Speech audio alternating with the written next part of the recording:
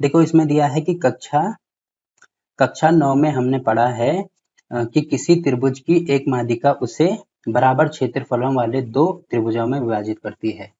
तो उस त्रिभुज एबीसी के लिए इस परिणाम का सत्यापन कीजिए। मतलब हमें चेक करना है कि जो माध्यिका है वो सच में दो बराबर भागों में बांटती है कि नहीं बांटती है।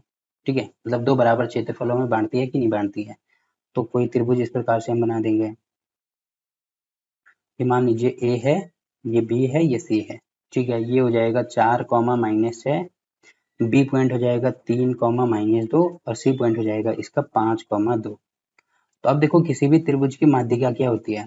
माध्यिका का मतलब होता है कि अगर किसी भी शीर्ष से अगर मैं इस प्रकार से कोई लाइन ड्रॉ करता हूँ और ये जो लाइन है इस लाइन को अगर दो बराबर भागों में बांटती है, दो बराबर भागों में बांटेगी तो उसको हम माध्यिका बोलते हैं। ठीक है, तो ये मैंने यहाँ पे डाल दिया तो ये दो बराबर भागों में बांटेगा। अब ये मान लीजिए ये है एक और ये है एक। ठीक है, क्योंकि दो बराबर भागों में बांट रही है तो इसको मैंने एक मान लिया, इसको मैंने एक मान लिया।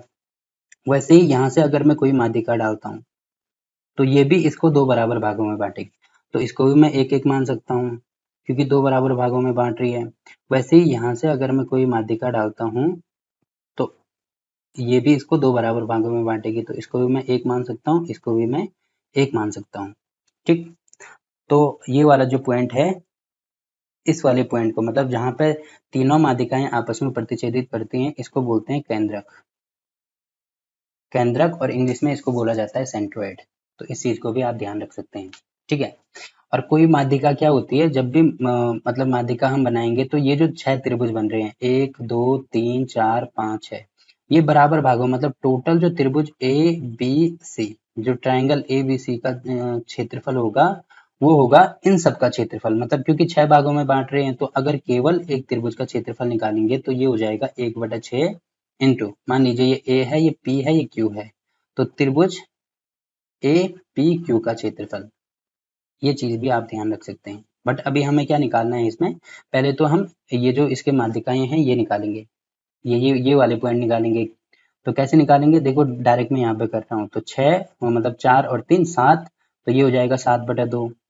एक्स पॉइंट तो हो गया 7/2, वाई पॉइंट कितना होगा -6 -2, तो 6 और 2 8 -8/2, मतलब ये हो जाएगा 7/2 और ये हो जाएगा -4।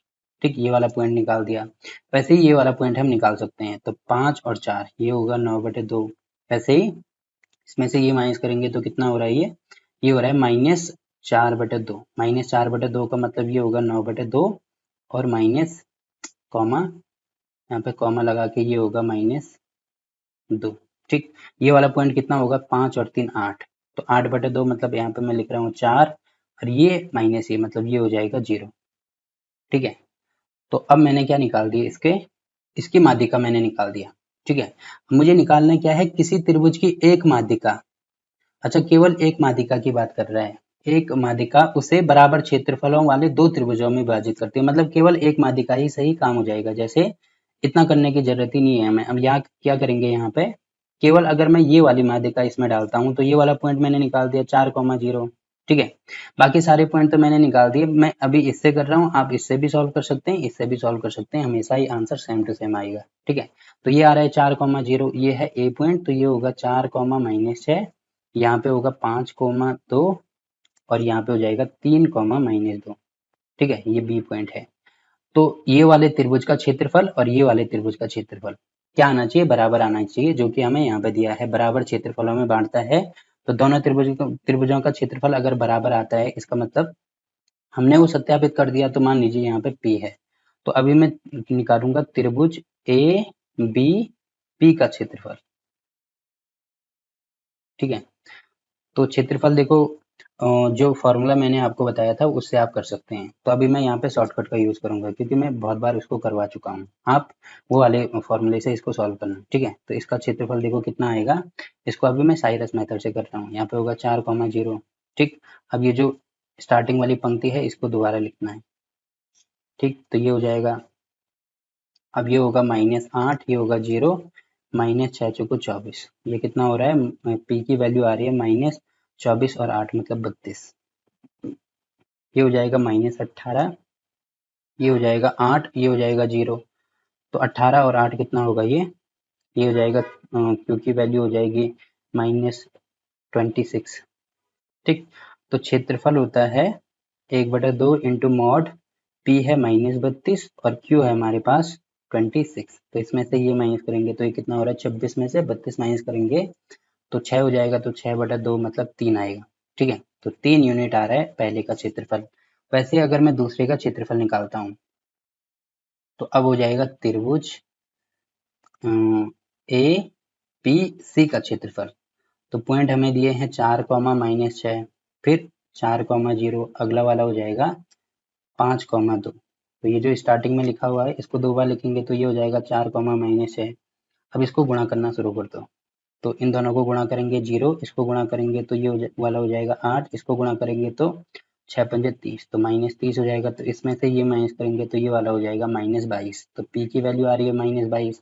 वैसे इनको गुणा करते हो तो -6×4 = 24, ये वाला अगर गुणा करेंगे तो 0 और ये वाला गुणा करेंगे तो 8। इसमें से ये माइनस करेंगे तो ये आ रहा है -16, तो ये Q की वैल्यू हो जाएगी। ठीक है, अब 1/2 P कितना है -22, Q कितना है -16 है, तो -16 मतलब +16 यहाँ पे हो जाएगा। तो इसमें से ये माइनस करेंगे तो यहाँ से भी कितना आ रहा है, ये -1/2 इंटू मॉड -6 आ रहा है। मॉड का मतलब जो माइनस है उसको प्लस कर देता है, तो ये हो जाएगा 6/2, जिसको कि मैं 3 लिख सकता हूँ। आप देख सकते हैं यहाँ से भी 3 आ रहा है, यहाँ से भी 3 आ रहा है। तो आप इसको सूत्र से सॉल्व करेंगे तो तब भी हमारा 3 ही आंसर आएगा। ठीक है, तो दोनों बराबर आ रहे हैं, इसका मतलब हमने इसको सत्यापित कर दिया कि जो हमने यहाँ पे लिखा था वो सही है। ठीक है, देखो आप, मैंने तो अभी इससे किया है, अगर आप इसको माध्यिका मानते हैं तो यहाँ पे ये वाले पॉइंट आ रहे हैं, तो इससे भी आप इसको सॉल्व करेंगे तो सेम ही आंसर आएगा। वैसे ही आप अगर इससे सॉल्व करेंगे तो तब भी सेम ही आंसर आएगा। ठीक है,